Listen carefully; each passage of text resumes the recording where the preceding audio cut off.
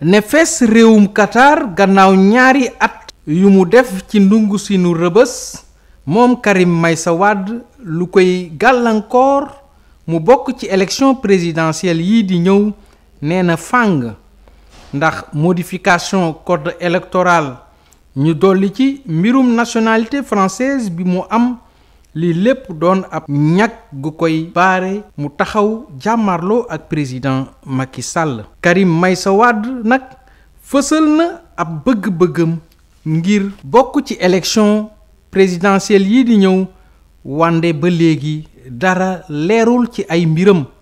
te sax article L57 bu code électoral nee na benn sénégalais mënul déposer candidature am te nekkul électeur maanaam nangu luñu ko bindoom ci liste électorale yi. beneen article di L31 gën na tege ci ndoddu Karim Meïssa Wade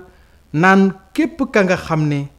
mës nañu la condamné juróomi at kaso doo bokk ci élection présidentielle yi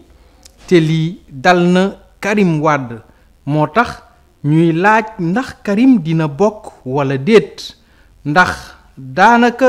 lépp xejam na ba noppi ci ay mbiram. mbir yi gën a jaxasoo ci moom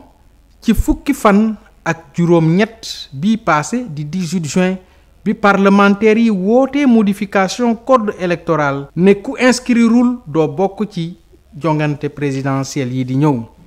te ca Qatar Karim mi ngi doon fësal inscription am ci liste électorale bi naan président commission ba fa nekk nangul na ko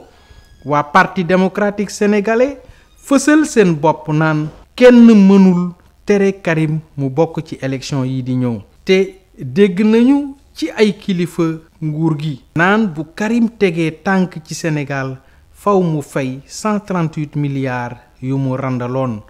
ndax sanction financière yi ñi ngi fi toog di ko xaar lan moo nara xew su Karim tegee tànk ci Sénégal ak su Karim feyul xaalis bi ñu gar ci loosam xëy na jàppaat ko ne ràppaat ci kaso bi te lii am nañu ko fësal ba noppi ci waa nguur gi ñu xaar ba sii di ñëw lépp dana leer nañ